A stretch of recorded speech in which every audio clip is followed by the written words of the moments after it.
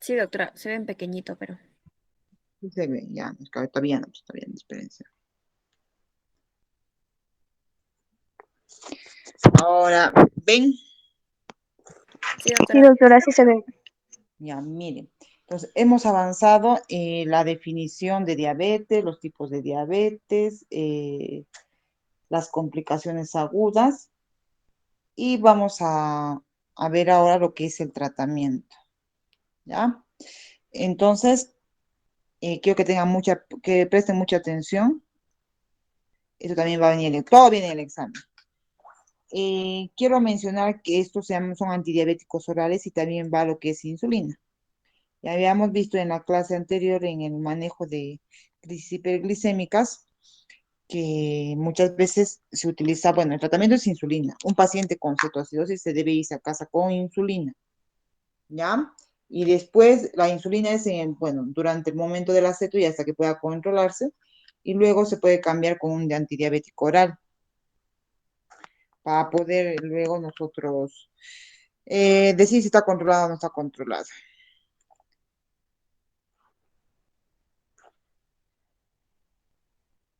Ya. Ya. Nuevamente, para recordarles, habíamos hablado en la anterior clase que en este tema de lo que es prediabetes. ¿Se ve la pantalla, chicos? ¿Grande o se ve chiquitito? Sí se ve, doctora. Habíamos hablado, digamos, antes de la llegada de la diabetes deberíamos prevenir lo que es la diabetes, ¿verdad? Entonces, para esto habíamos indicado que hay criterios o hay que hacer el test mm, para descartar diabetes en pacientes asintomáticos. Ojo, la diabetes no viene, sí, aquí estoy, tengo sed, el paciente tiene sed, no, la diabetes cuando inicia con 128, 130 es silente. Entonces, para recordarles, estos son algunos de los criterios para hacer el diagnóstico de prediabetes o diabetes. Tenemos que hacer en pacientes que tienen obesidad o tienen sobrepeso, pacientes que tienen algún grado de relación con familiares con diabetes. A la etnia, habíamos dicho que los latinos tenemos un alto riesgo eh, de realizar diabetes por ser solamente latinos. Historia de antes a una enfermedad cerebrovascular, pacientes con hipertensión, con el esterol HDL menos de 35 y con unos triglicéridos mayor a 250, mujeres con síndrome de ovario poliquístico, cuando hay sedentarismo, cuando hay alguna enfermedad que esté relacionada con la resistencia a la insulina, pacientes con prediabetes, para hacerlo esto para descartar diabetes, pacientes con diabetes gestacional, pacientes que no tengan, digamos, factores de riesgo, pero que tengan más de 45, hay que hacerles el descarte.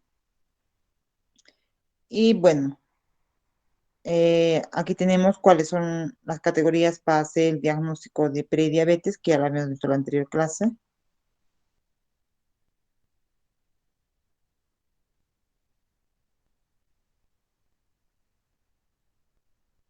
Bueno, para prevenir o retrasar la diabetes mellitus, bueno, eso no es como tratamiento, pero sí como, digamos, estilo de vida, ¿ya? Entonces, para prevenir, lo que hay que hacer, ya habíamos mencionado, de todos los criterios que los factores de riesgo, uno es la intervención en los estilos de vida. Entonces, se ve que hay una disminución del 58% en la incidencia de diabetes mellitus en pacientes de 3 años. Es decir, si nosotros intervenimos 3 años antes, digamos, en los pacientes, podríamos tener un 58% menos de incidencia con pacientes con diabetes. Luego, hay una disminución, si se disminuye un 7% de peso en 6 meses y luego se mantiene, también hay una disminución del riesgo de diabetes. ¿Cómo hacemos los cambios de estilo de vida? Uno es haciendo 150 minutos de actividad física por semana, o puede ser 30 minutos diario, consumiendo aproximadamente 700 kilocalorías semanales que se ha gastado durante la actividad física. ¿Cómo podemos prevenir también o a retrasar la diabetes? Es con una intervención farmacológica en pacientes con prediabetes que tengan una glucosa de 120, 121, podemos dar ya metformina. Y pacientes que tengan un IMC mayor a 35, ya podemos dar medicamento para bajar de peso, ¿ya? Hay que hacer el manejo ya cuando el paciente tiene la diabetes, hay que tratar de evitar las complicaciones tardías. Y lo otro es prevenir lo que es la enfermedad cardiovascular, ¿no?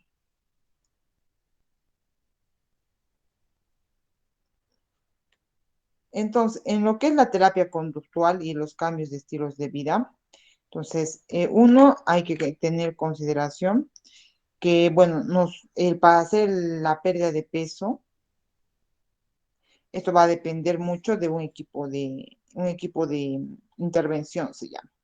Bueno, saben que el médico siempre va a ser el que va a ir a la cabeza dirigiendo.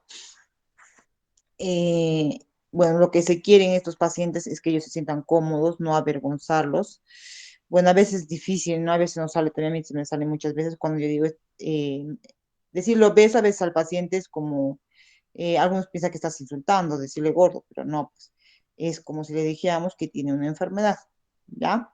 Entonces, pero claro, hay que decirlo de una manera que el paciente pueda entender que estamos diciendo lo que es una enfermedad, no que estamos burlándonos de ellos. Bueno, el objetivo es en cambiar los estilos de vida. Hay que cambiar la composición corporal y la reducción de la circunferencia de la cintura, ¿ya? Que eso nos va a decirnos si está disminuyendo o no está disminuyendo de peso en sí. Bueno, el paciente, él es el único que nos puede decir si está yendo o no está yendo bien.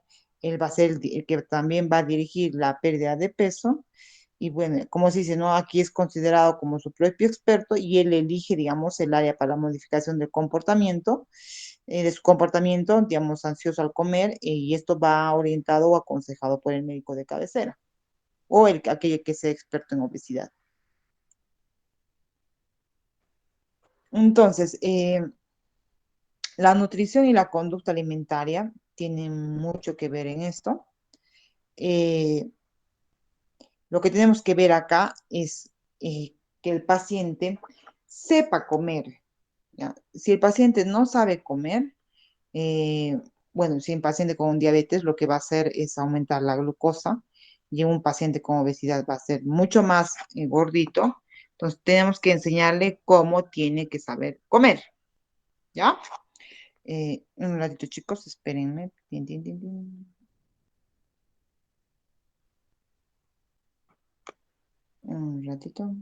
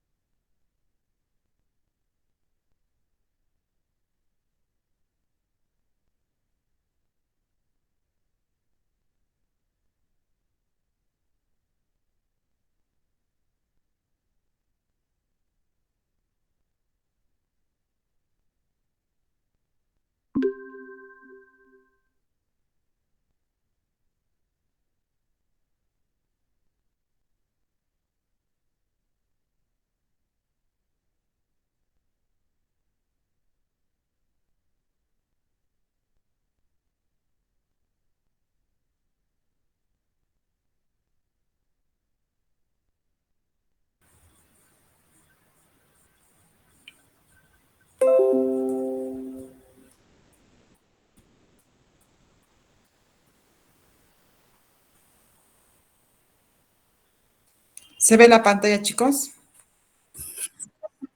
Ya, ok, ok. Entonces, ya, habíamos visto de la alimentación, ¿no? Entonces, los pacientes diabéticos son obesos en una gran mayoría. Entonces, en estos pacientes ya no reconocen cuándo es hambre y cuándo no es hambre.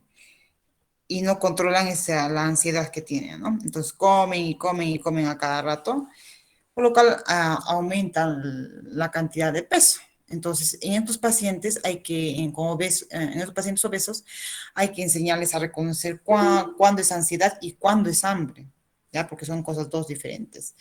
Lo otro es que los pacientes comen por comer o solamente comen porque ya es hora de comer, porque quieren hacerlo o porque, digamos, tienen algún problema emocional, entonces comen porque les da hambre, o como un reflejo, ¿no? Como algo ya sería algo rutinario.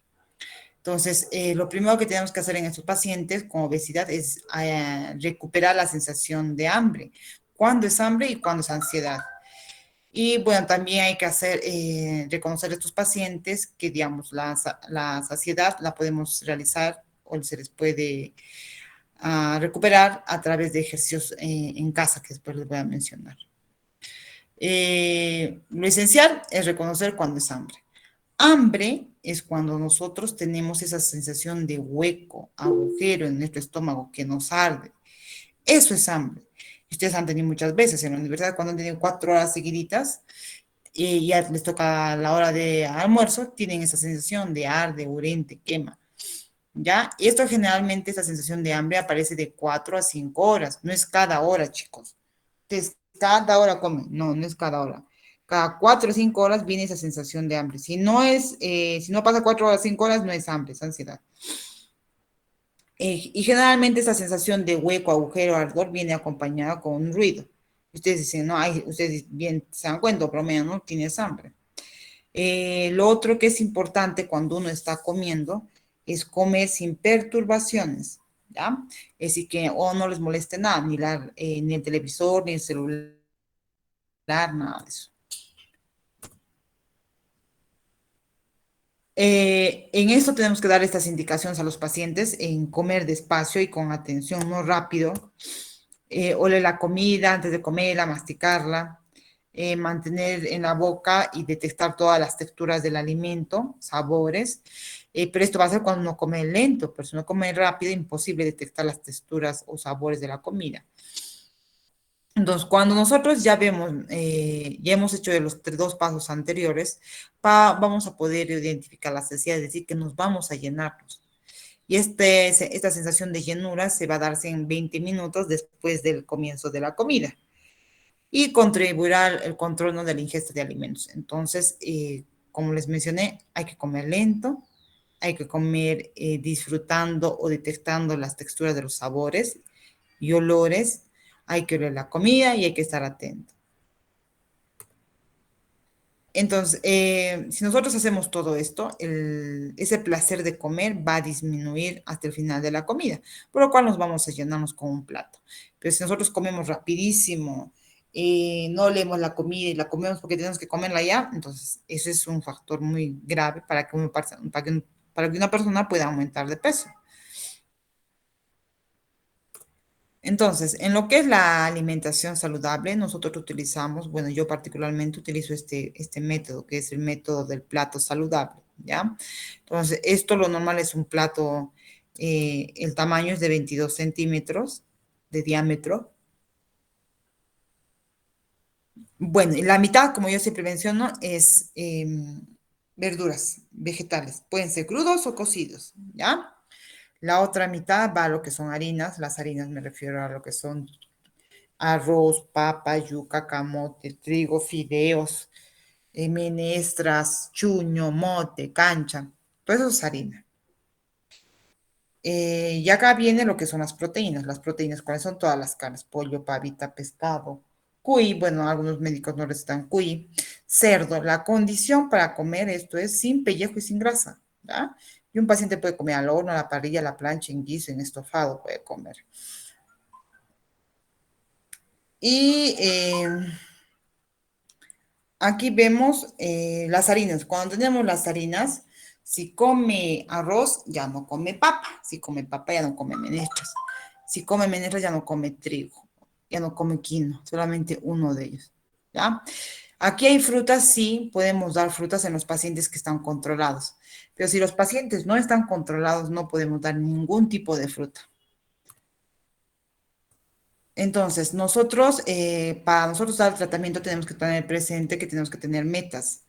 Entonces, nuestras metas van a variar de acuerdo al paciente, al tipo de paciente, la edad del paciente.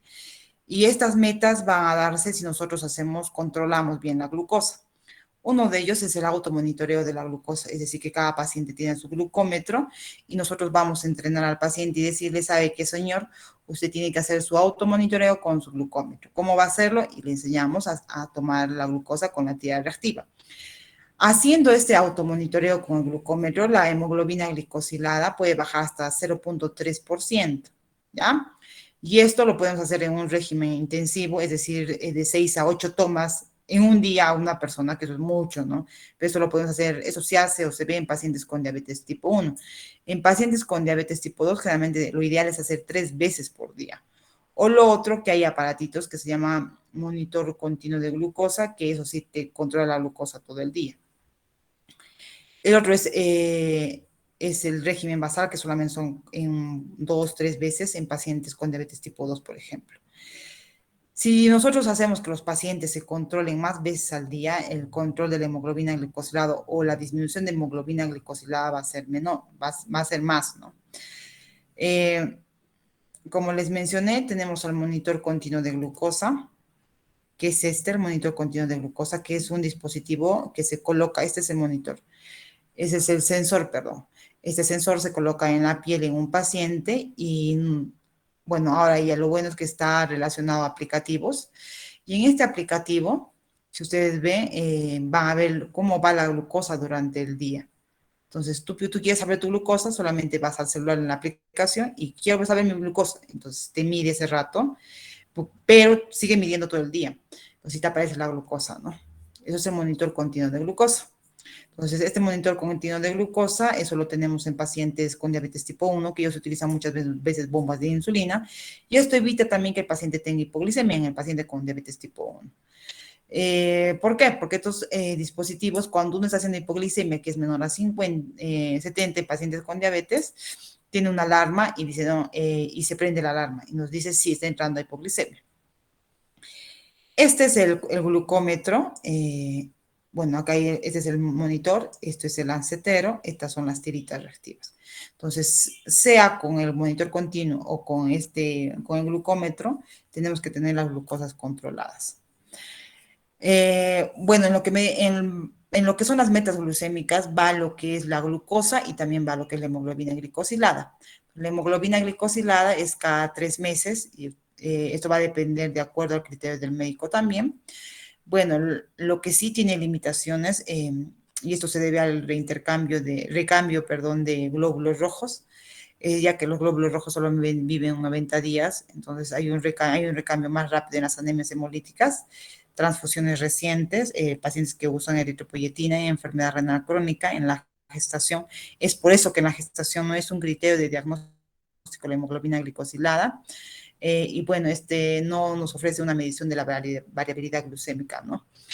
La variabilidad glucémica es cómo varía la glucosa en el transcurso del día. Entonces, lo ideal es que esté la glucosa en un paciente ambulatorio de 80 a 130.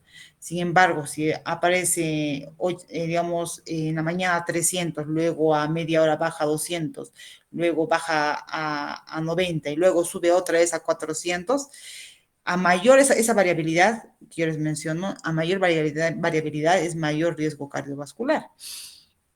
Lo ideal es que siempre que esté en 100, 110, 130, vaya oscilando entre esos valores, pero no más ni menos. Lo otro es que se da como cambios de estilos de vida, que es parte del manejo de la diabetes, es la actividad física. Entonces, la actividad física tiene que ser diaria o puede ser semanal, ¿ya? Y esto puede ser, progresivamente puede aumentar de acuerdo al tipo de paciente que tenemos. Entonces, para hacer ejercicio no se necesita nada más que unas zapatillas y un buzo, unas zapatillas cómodas y un buzo. Y lo que se quiere en estos pacientes es disminuir el tejido adiposo, ¿ya? El tejido adiposo que ustedes ven en sus papás, si es que alguno de sus papás es gordito, y digamos, o tíos o familiares que ustedes tengan que toman alcohol, ustedes van a ver una grasa visceral. Esa grasa visceral es la maligna. En cambio, cuando ustedes ven una grasa, digamos, a veces las chicas tenemos lo que le decimos guata, eso es una grasa de tejido celular subcutáneo. Y esa todavía algo nos dice, sí, esta todavía es buena, ¿sí? Pero la grasa visceral es la que es la que produce o lo promueve lo que es la enfermedad cardiometabólica y es más dañina, ¿no? Y es más difícil también después de eliminarla, no es como la grasa del tejido celular adiposo, esa es más fácil de eliminarla.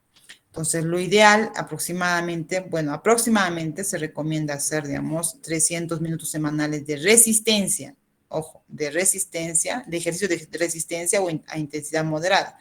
Esto resistencia me explico que es pacientes que levantan pesas, pacientes que cargan barras, eso es resistencia. O pueden hacer 150 minutos de actividad intensa. Esto es suficiente para mover lo que es la grasa visceral.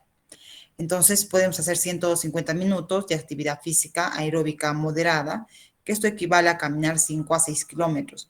Pero cuando caminamos 6 a 6 kilómetros, no es que vas a caminar lentamente, no, sino eso es una caminata rápida. Entonces, con 150 minutos de actividad aeróbica o 30 minutos diario, con eso es suficiente. Entonces, esta actividad física, como les mencioné, caminar, es bueno por las siguientes razones, ¿no? No necesita un equipo específico, bueno, solamente las zapatillas que los mencioné, puedes caminar en cualquier lado, digamos, de su trabajo, del paciente con diabetes a casa, si es que no es muy lejos, 5 o 6 kilómetros. Y uno puede decir, ¿no? Si va más lento, más rápido, no es que estés en una máquina. Y lo otro va a depender cómo tú quieras caminar, hacer la caminata en un cerro, arena, o en otro tipo. Eso es lo bueno de la caminata, no es que vas a hacer ejercicio como tú dicen, quiero hacer natación, ¿no?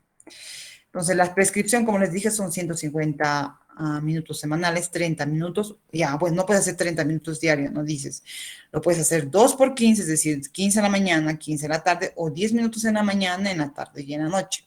Y 5 días por semana, ¿no? Como les mencioné.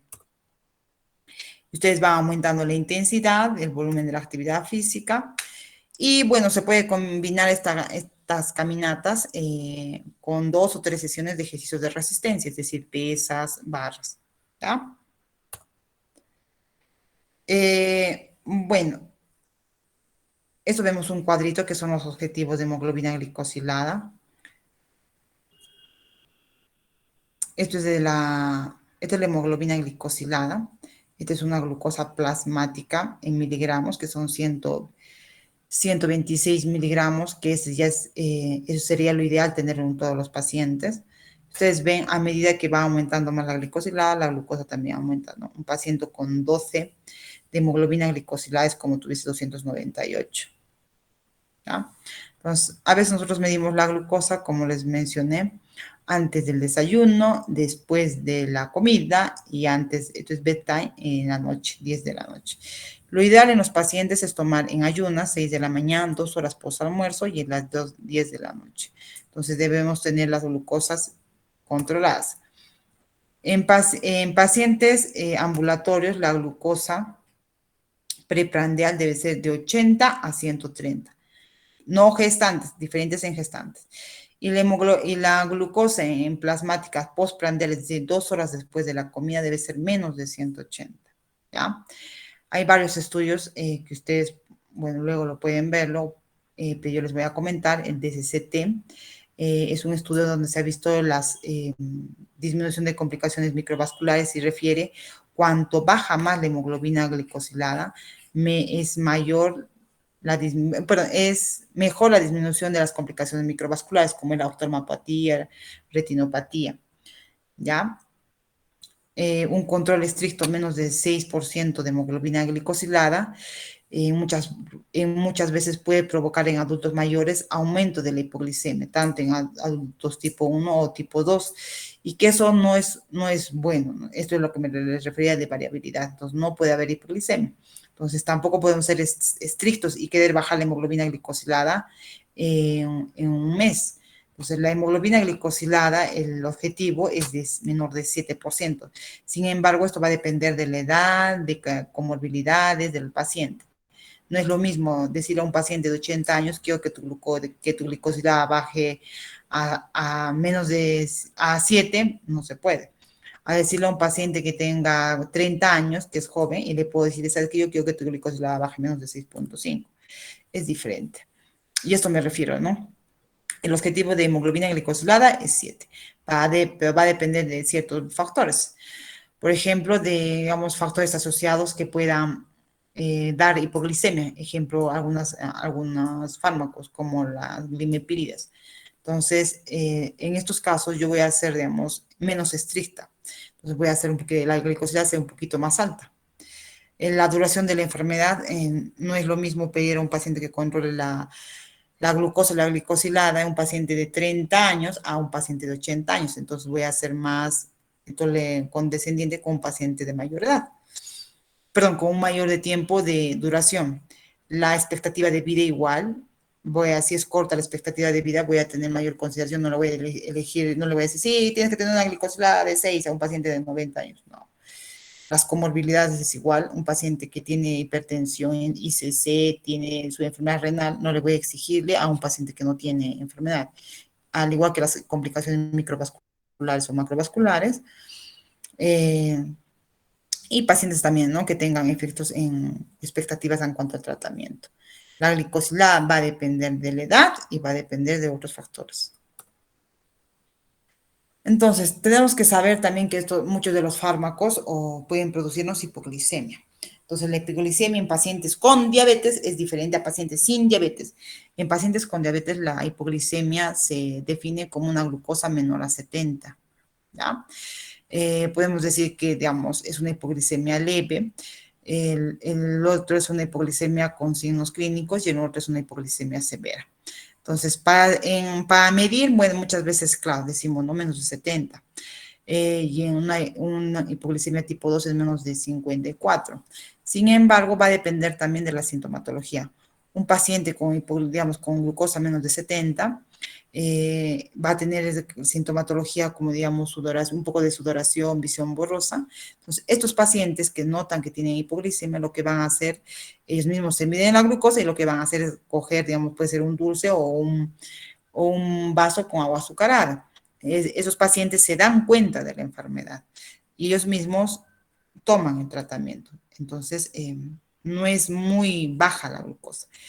En un tipo 2, la glucosa ya es baja, digamos, y hay compromiso más serio, y hay clínica más importante, como digamos, el paciente ya tiene trastorno de sensorio un poco, está somnoliento, el paciente tiene frialdad, sudoración, pero aún así uno lo ve y puede todavía tomarse un caramelo o un chocolate.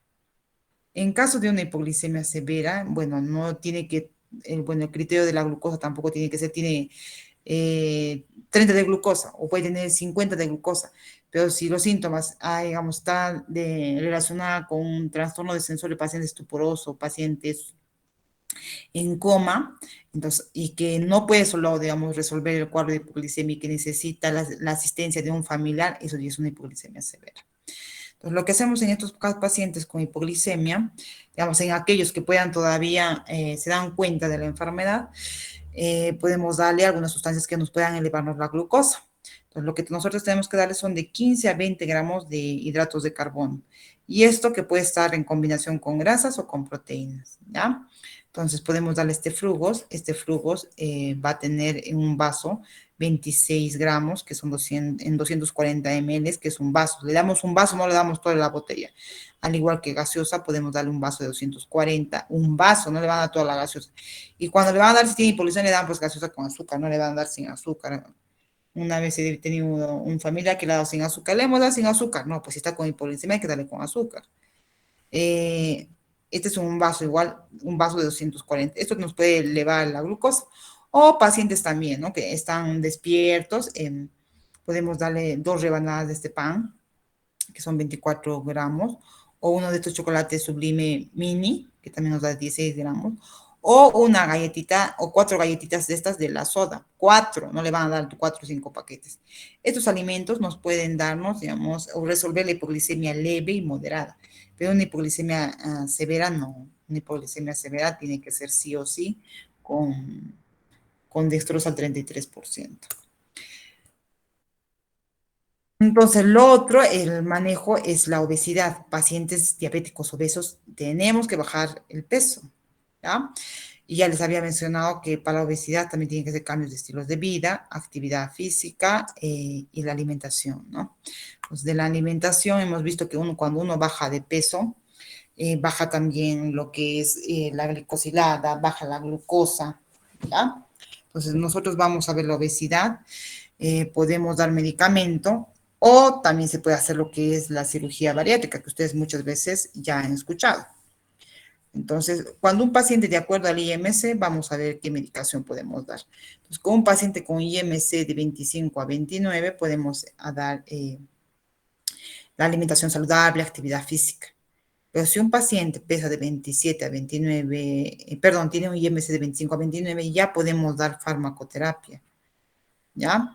Ahora, si un paciente tiene un IMC de 30 a 34, que es una obesidad grado 1, ya podemos indicarles la alimentación, farmacoterapia y la cirugía metabólica. Si la obesidad es grado 2, también damos alimentación saludable, farmacoterapia y cirugía metabólica. Y en la mórbida igual. Entonces, si ustedes ven a partir de obesidad grado, perdón, de sobrepeso, podemos ya empezar a dar medicamento. Y hay muy buen medicamento para lo que es la obesidad y baja de peso. Entonces, la cirugía metabólica que ustedes ahora han visto que está de moda, bueno, las damos a partir de 30, pero con factores, el IMC mayor a 30, pero con factores de riesgo, ¿no? Con comorbilidades. Estos son todos los medicamentos que hay para bajar de peso, pero bueno, tenemos que ver algunas contraindicaciones o algunos efectos adversos, ¿no? Digamos, en esto de lo que es la fentermina, es un medicamento bueno, pero digamos hay que tener cuidado porque puede tener efectos adversos como cefalea, insomnio, puede tener constipación, ansiedad, palpitaciones. Y bueno, y más serios hay que puede tener angina, disnea. Otro medicamento que se usa es el Orlistat. Este medicamento lo que hace es eliminar las grasas por las heces. Entonces, nos puede dar como efectos adversos dolor abdominal, puede haber ya por las heces puede haber pérdida de las grasas, puede tener alguna urgencia fecal, hay flatulencia, puede haber mala absorción, como hay eliminación de grasas, puede haber mala absorción de las vitaminas que son liposolubles, como es la vitamina A, D y K, ¿ya? Bueno, y lo serio que podría dar es una falla, una nefropatía, ¿no? Por los oxalatos. Otros medicamentos que tenemos, bueno, este ya no se utiliza, perdón, acá le he puesto, me olvidé de sacar, que es la lorcacerina, está vetado porque se ha visto que podría producir un cáncer a la vejiga. Entonces, este lorcacerina se utiliza, lo que sí, bueno, en combinación con la fentermina que les mostré es el topiramato y se va subiendo la dosis, puede haber una pérdida de hasta 9 kilos y es una buena pérdida, ¿no? Todo esto es con medicación, ¿no? Y lo otro que sí, bueno, yo utilizo es este medicamento, que es el naltrexone más bupropio. Es un buen medicamento, lo malo es el precio, baja de peso también, hasta, bueno, acá refiere hasta 4.1 kilos, pero yo he visto que mis pacientes bajan hasta 10 kilos con este medicamento. Entonces, estos pueden producir náuseas, constipación, cefalea, vómito, pero hay que tener cuidado porque puede, digamos, en pacientes con depresión puede provocar, acelerar más la depresión, digamos, puede haber manías también, pues está contraindicado en pacientes con desórdenes psiquiátricos, ¿no?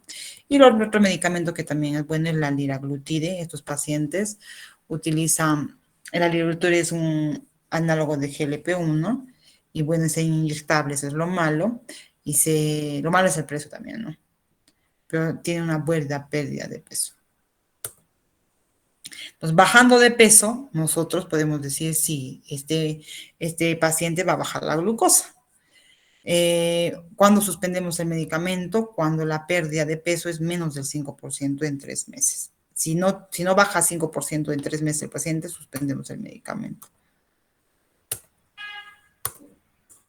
Ahora sí, vamos al punto. A ver, vamos a ver qué eres para que no se me duerma. Todavía vamos a ver. Entonces, aquí viene lo bonito, el enfoque farmacológico. Ahora sí entra lo que es medicamento, lo que querían saber. Entonces, al hacer el diagnóstico, bueno, muy aparte de lo que les he mencionado, que son los cambios de estilo de vida, que es bajar de peso, actividad física, alimentación saludable, tenemos que alcanzar nuestra meta en hemoglobina glicosilada, ¿ya? E iniciar, bueno, a veces se inicia la terapia farmacológica, se basa en lo que es la hemoglobina glicosilada, pero esto depende del endocrinólogo o del médico. Entonces, mencionan, si la glicosilada es menor a 9, se debe considerar una monoterapia. ¿Y cuál es la monoterapia? La monoterapia es cambios de estilos de vida más la metformina, si no hay una contraindicación. ¿Cuáles son las contraindicaciones de la metformina? Pacientes que tengan, ¿no? Hepatopatías, pacientes que tengan dispepsia o que tengan efectos adversos con la metformina, ¿ya? Pero si no, se inicia con la metformina. Lo primero que sucede es la metformina en un tratamiento con diabetes. Ojo, puede ser la metformina genérica o con nombre comercial. No van a decir, es genérico, no sirve. No, la metformina es la base. Lo ideal que hacemos con estos pacientes es darles tratamiento por 3 meses con monoterapia metformina y reevaluarlos en 3 meses, ¿ya? Y pedimos la hemoglobina glicosilada. Si la hemoglobina glicosilada ha llegado a nuestra meta, continuamos con la metformina y el monitoreo es cada 3 a 6 meses. Si no ha llegado a nuestra meta la hemoglobina glicosilada con la metformina, evaluamos la posibilidad de tener una terapia dual, es decir, 2 medicamentos. Entonces, los medicamentos en la terapia dual, ¿cuáles son? Es igual a metformina, ¿ya? Seguimos con los cambios de estilos de vida y vamos a dar otro medicamento. Entonces, tenemos que ver si el paciente tiene una enfermedad cardiovascular aterosclerótica.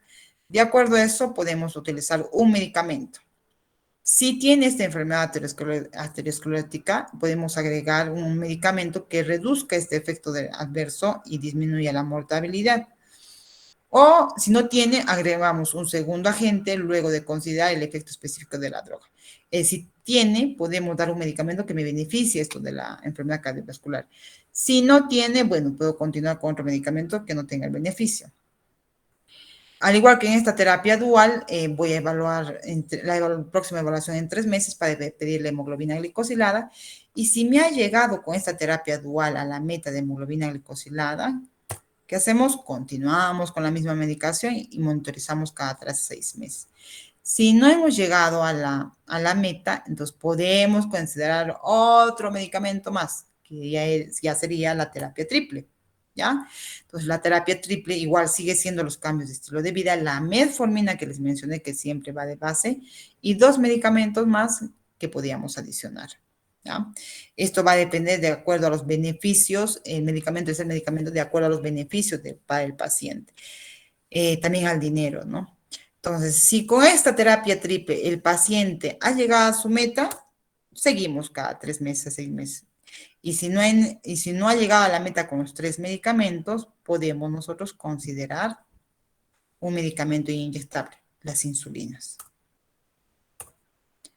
Entonces, lo que tenemos nosotros son los antidiabéticos orales. Uno de este grupo son las biguanidas. Las biguanidas tienen una eficacia para bajar la hemoglobina glicosilada en 1 a 2%. No producen hipoglicemia, por eso que la metformina es muy buena. Cambios de peso, es neutral, no te sube ni baja de peso. El efecto cardiovascular es beneficioso, no nos produce una ICC. El costo es bajísimo. La vía es oral, la progresión de la enfermedad renal es neutral. Bueno, y hay que tener un poquito de cuidado cuando el filtrado glomerular es también menor de 30, ¿no? El mecanismo de acción de este medicamento es la disminución de la producción hepática de glucosa, disminuye la absorción intestinal de glucosa y aumenta la sensibilidad a la insulina, captando y utilización periférica. Bueno, hay que nosotros tener un poco de criterio cuando el filtrado glomerular es menor a 30, generalmente, bueno, se ha visto en la literatura que podría producir una acidosis láctica, pero no se ha visto mucho, digamos, en mi práctica, pero siempre hay que tener consideración, ¿ya? Y cuando hay la insuficiencia hepática, sí, hay que tener cuidado, ¿ya? Generalmente está contraindicado en pacientes con insuficiencia hepática.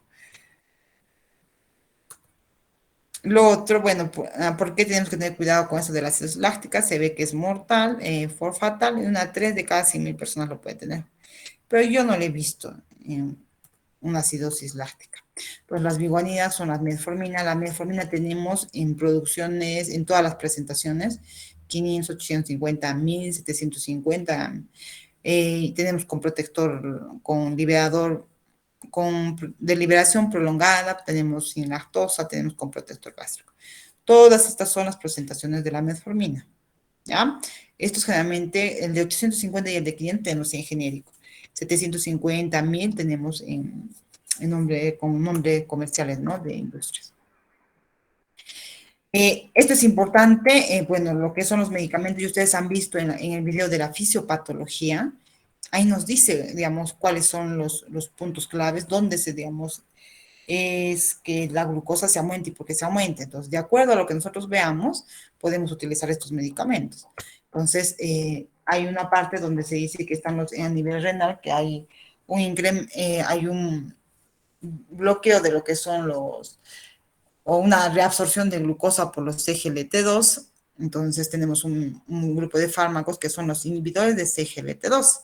Entonces, la eficacia es intermedia de este medicamento, disminuye la glicosilada de 0.6 a 1, no produce hipoglicemia, que es bueno, disminuye el peso, es excelente, y tiene protección cardiovascular. Entonces, tiene beneficio cardiovascular con lo que es la canaglifosina y la empaglifosina, que son los medicamentos, y en el ICC también la empaglifosina y la canaglifosina son muy beneficiosos pacientes con diabetes y ICC. Lo malo es el costo es alto, cuesta 300 soles, 60 pastillitas. Es oral, bueno, el efecto renal tiene una protección renal, la empaglifosina, y bueno, ya hay que considerar, de acuerdo al filtrado glomerular, la disminución, ¿no? del medicamento. Entonces, la empaglifosina está contraindicada menor a 30, la DAPA está contraindicada en menor de 30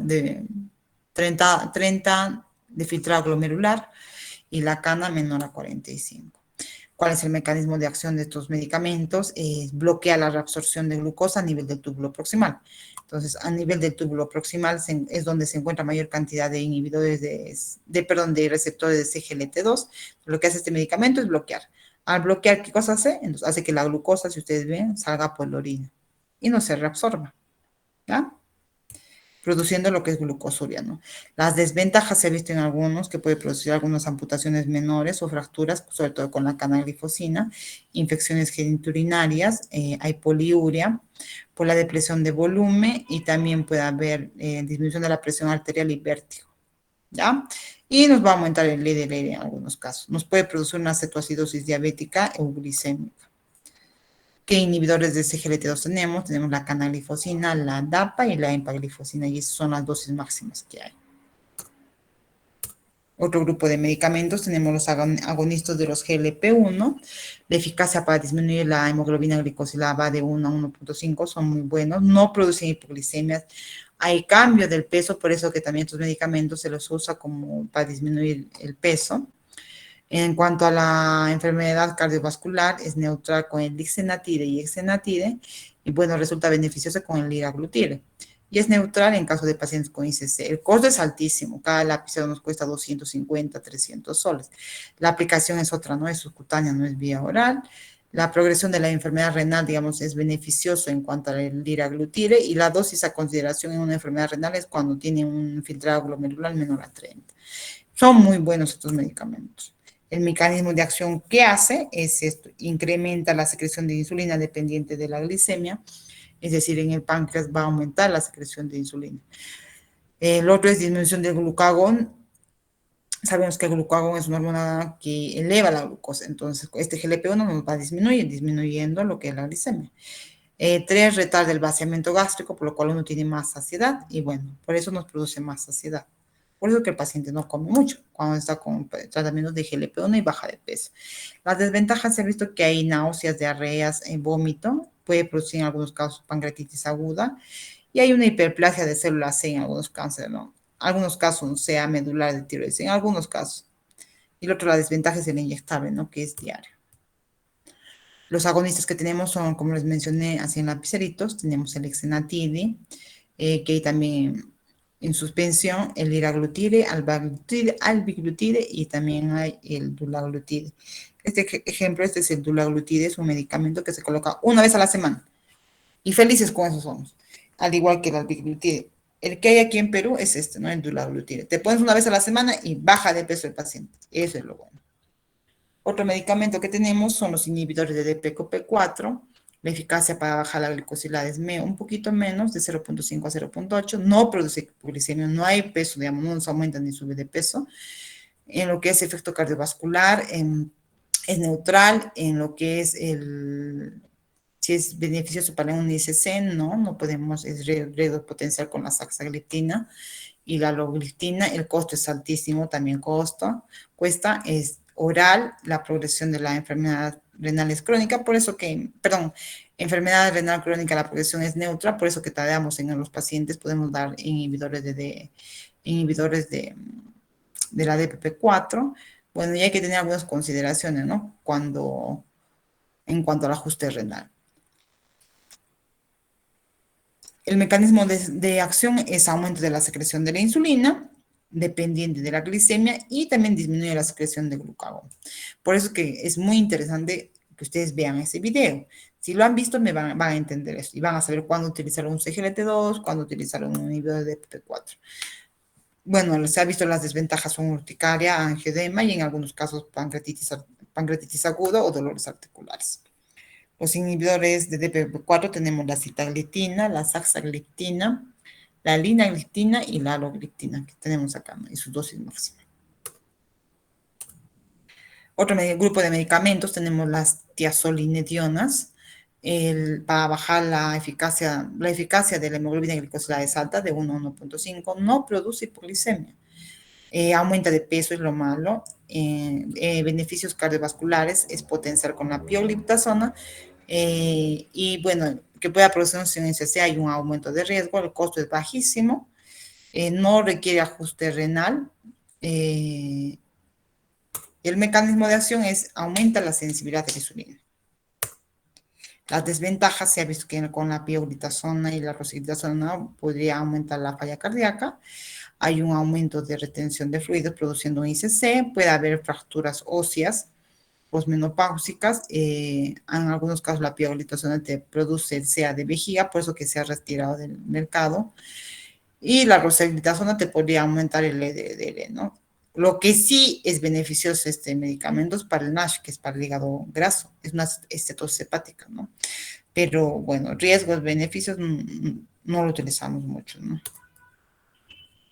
Las tioglitazonas son la pioglitazona y la rosiglitazona, y esas son las dosis. Lo que tenemos son las sulfonilurias, ¿no? Las sulfonilurias tienen una eficacia alta para bajar la glicosilada de 1 a 2%. Sí produce hipoglicemia, por eso hay que tener mucho cuidado, ¿no? Y sobre todo en pacientes adultos mayores. Cambios de peso, sí hay aumenta el peso, por eso que no damos mucho, sino que en pacientes obesos, si no damos en pacientes, digamos, que tienen un IMC adecuado. Efectos adversos en cardiovasculares es neutrales, no produce ni disminuye el efecto cardiovascular. El costo es bajísimo, por eso que también damos sulfonilurias, es oral, neutral. Y bueno, en pacientes con enfermedad renal, la dosis tenemos que calcularla o disminuirle para evitar que tenga hipoglicemia. El mecanismo de acción que hacen las sulfonilurias a nivel de la célula beta aumenta la secreción de insulina, por eso que disminuye la glucosa. Las desventajas, como les mencioné, es la hipoglicemia. ¿Qué sulfoniluria tenemos? Tenemos el gliburide, glipizide y la glimepirida. El que tenemos acá es la glimepirida. Y acá me he olvidado de la glibenclamida, ya me olvidé. La glibenclamida también está dentro de este grupo. Bueno, habíamos mencionado, todos los medicamentos que les mencioné antes, eso nos sirven para terapia dual, monoterapia, la metformina, terapia dual se puede dar en combinación con cualquiera de estos medicamentos, o terapia de lo que es triple. Pero pacientes cuando tienen glucosa mayor a 300 o tienen una glicosilada igual mayor a 10, va a depender mucho del médico también, pero si vemos que están catabólicos, están disminuidos de peso, y ya empezamos la terapia combinada con inyectable, es decir, con una insulina. Las insulinas, tenemos varias insulinas. Una de las insulinas que tenemos que dar es basal, es decir, que tiene que ir de acuerdo al ritmo de secreción de la insulina, más la metformina, o podemos poner otro medicamento más. Entonces, para iniciar la terapia con metformina, podemos empezar con 10 unidades cuando el paciente tiene glucosa mayor a 300. O sea, no le van a dar insulina cuando el paciente tiene glucosa de 150, insulina, sino o podemos dar a 0,1 a 0,2 unidades kilogramos día. Y la dosis se ajusta cada 2 a 3 días. Podemos aumentar o disminuir cada 2, 4 unidades por día. Estos pacientes tienen que comer. Si no comen, pueden hacer hipoglicemia. ¿Ya? Es importante que sepa. Entonces, si el paciente con la terapia dual que ha tenido el paciente, más la insulina, controla, entonces tenemos que continuar con la medicación. Pero si no controla, bueno, podemos considerar terapia inyectable combinada, es decir, más otro, como un análogo de GLP-1. Pero no hemos llegado a eso. Entonces, las insulinas que tenemos son en este cuadrito tenemos insulina rápida, ultra rápida, perdón, rápida, intermedia, lenta, ultra lenta y de acción mixta. Entonces, las ultra rápidas tienen un inicio de acción de 5 a 15 minutos, al toque de su mecanismo de acción. Tienen un pico de 30 a 60 minutos y tienen una duración de 4 a 6 horas. Las insulinas son la glulicina, aspar y la lispro, ¿ya? Las insulinas rápidas de 30 a 45 minutos tienen un inicio de acción, por eso que se coloca 30 minutos antes del desayuno, almuerzo, cena. Tiene un pico de acción de 2 a 4 horas y una duración de 6 a 8 horas. Y la insulina que tenemos es la regular o la cristalina, ¿no? La intermedia tenemos la NPH, tiene una duración de 12 a 18 horas, un inicio de acción de 2 horas, por eso que a los pacientes se les da media hora antes del desayuno, se les da este medicamento. Como les dije, tiene una duración de 12 a 18 horas, por eso que se da 2 veces al día esta insulina. La insulina lenta tenemos la galargina U100, la galargina U300 o la Levemir. Estos medicamentos tienen una duración de 16 a 23 horas, casi todo el día nos dura. Y bueno, tiene un inicio de acción de 2 a 4 horas, es por eso que se da media hora antes del desayuno. Las ultralentas tienen un inicio de acción de 1.5 a 3 horas, no tienen un pico de acción, todo el día están secretándose y tienen una duración de 24 a 72 horas. Bueno, no es que va a durar 72 horas en el cuerpo, que hay que aplicar, sino que va a estar estable todavía la glucosa. Igual se aplica cada 24 horas y la única que tenemos ultralenta es la de Gludeja. Entonces, es la ultra rápida. Rápidas son insulinas prandiales, preprandiales, ¿ya? Y las intermedias son las insulinas basales que se da a un paciente. En un paciente a veces se utiliza el esquema basal-bolo. La insulina basal más una insulina rápida. Entonces, basal-bolo. Y bueno, tenemos las insulinas mixtas, que estas van con una insulina basal y una insulina prandial. De acuerdo a la combinación, van a tener el inicio de acción. Bueno, y tenemos la lispro, la protamina y la lispro libre. O NPH con R, es decir, que nos viene esta más esta nos viene. Ideal, ¿no? Para manejar un paciente con diabetes en tipo 2 no controlado. Y son muy buenas. Entonces, lo que queremos hacer con las insulinas, ya saben el tiempo de vida y el pico de acción de vida, el inicio de acción. Lo que queremos es, un momentito.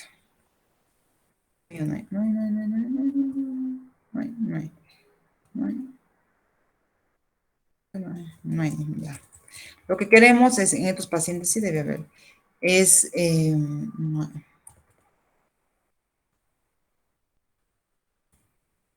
entonces, es como así, digamos, es el pico, ¿no? Les mostré las ultra rápidas, tienen un inicio de acción rapidísimo y a las 4 horas ya el tiempo de duración.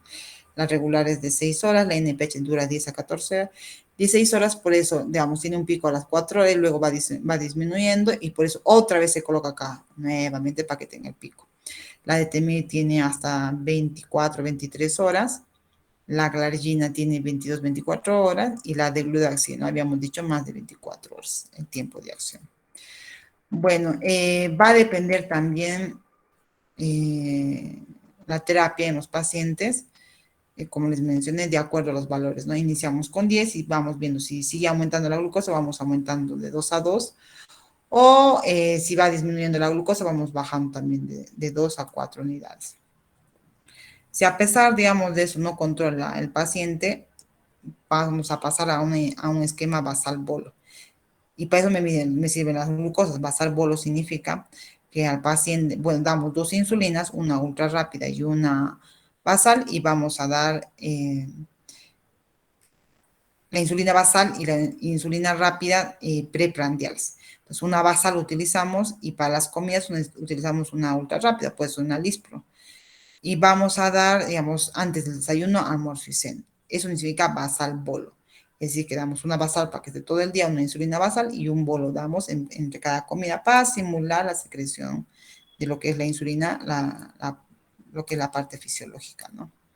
Bueno, la insulina, podemos tener la humana, que la NPH o los análogos, que son el lapicero, la eficacia es muy alta, produce hipoglicemia, sí. Cambios de peso, sí, nos aumenta de peso. En lo que es enfermedad cardiovascular es neutral, el costo va a depender si es un análogo, es alto, pero si es una humana, el costo es bajo, es aplicación subcutánea todos los días y no hay necesidad de hacer un ajuste renal, ¿no?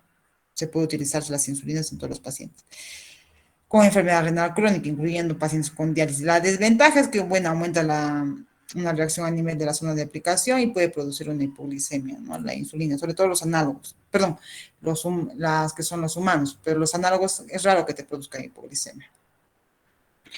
Eso es en cuanto a los pacientes con diabetes tipo 2. En cambio, con los pacientes con diabetes tipo 1, tenemos que hacer una alimentación saludable, lo que se llama conteo de carbohidratos, es enseñarles cuánto de carbohidrato van a comer y de acuerdo a eso se van a poner la insulina, al igual que tienen que realizar lo que es actividad física. La actividad física nos controla. Bueno, en pacientes con diabetes tipo 1, recuerden que no tienen, digamos, insulina, entonces necesitamos una insulina basal que tenga, ¿no? Esto, que tenga todo el día que esté en secreción, porque ellos no tienen células beta que secreten insulina. Bueno, tenemos las mismas insulinas que les he mostrado, es igual en paciente tipo 1, pero lo ideal es esta, la de Gludej, que le dura las 24 horas. Sin embargo, lo que queremos en los pacientes tipo 1, como no tienen insulina, es imitar este ciclo, ¿no? Miren, lo que es gris, si ustedes pueden ver, entonces, esto es lo normal en un paciente. Entonces, 4 de la mañana, todo el día se secreta insulina en nuestro cuerpo. Entonces, llega la hora del desayuno, la glucosa sube, entonces, ¿qué hace el cuerpo? Secreta insulina. ¿Para qué? Para que la glucosa baje. Entonces, después de desayunar, baja, igual se sigue secretando insulina, baja, están felices nosotros. Y sigue secretándose insulina, que sigue secretándose insulina. Llega de la hora del almuerzo, entonces comemos, la glucosa se sube, otra vez nosotros tenemos, el cuerpo sabiamente nuevamente secreta insulina. Lo mismo pasa para la cena. En cambio, un paciente con diabetes tipo 1 no tiene insulina, entonces tenemos que simular eso. Damos una insulina de acción prolongada, que puede ser la de Gludec, de temiloglargina, y lo que vamos a hacer es darles una insulina preprandial, lo que es las ultra rápidas que les decía, para que simule pues, este piquito que hay con la glucosa cuando nosotros comemos, en el desayuno, almuerzo y cena. Por eso que las insulinas ultra rápidas o rápidas se dan antes del desayuno, almuerzo y cena, para simular esto. ¿Ya? Igual se ha visto, ¿no? En los diabéticos tipo 1, igual hay que hacer la disminución de la hemoglobina glicosada. Es lo mismo que un paciente con diabetes tipo 2 de los objetivos. La glicosilada menor a 7, la glucosa en ayunas de 80 a 130 y las glucosas postprandiales mayor a 180, menos de 180, perdón.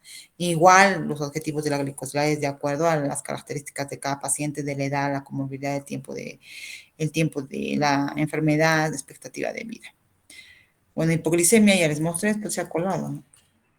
Y eso es todo. ¿Alguna duda? Pequeños, ¿alguna duda? ¿O no me han escuchado? Ah, ya. No habiendo dudas, nos vemos al próximo martes con la última clase antes del examen. Doctora, una pregunta. Dime, Kevin. Para que yo ponga una insulina de acción mixta, ¿cuál es la mejor combinación para el paciente o depende de cada paciente? Va a depender la diabetes del paciente. Ejemplo, hay diabetes tipo 2 que van a necesitar las dos insulinas. Va a ser del precio. Entonces, generalmente estas insulinas mixtas no es un análogo como, digamos, la de Temil, la de Gludec, sino solamente es la NPH o la protamida. Entonces, en esos pacientes hay que tener mucho cuidado. Pues nosotros tiene mixta, tiene rápida y tiene una basal, Recuerden, nosotros tenemos que darles basales preprandiales, desayuno, almuerzo y cena. Entonces, si conjugamos con una protamida, una insulina mixta, vamos a tener que darle ya no cada 12 horas, sino tendremos que darle cada 8 horas, porque le vamos a dar también la rápida. Es generalmente para pacientes que, digamos, no tienen un buen control de glucosa, que tienen glucosa de 400, 500. Yo uso las insulinas mixtas. Pero si son pacientes que controlan más o menos 300, prefiero darle una insulina basal y darles aparte una insulina rápida, ultra rápida, para que no me hagan hipoglicemia. Porque si hacen hipoglicemia y si ya los pacientes, es mejor que esté con un poquito de glucosa alta que esté hipoglicemia y que, digamos, con secuelas por la hipoglicemia.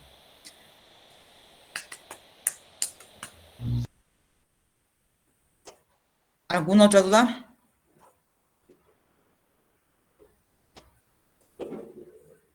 Bueno, chicos, entonces nos vemos el día martes, ¿ya? Chao, pequeños. Gracias, doctora.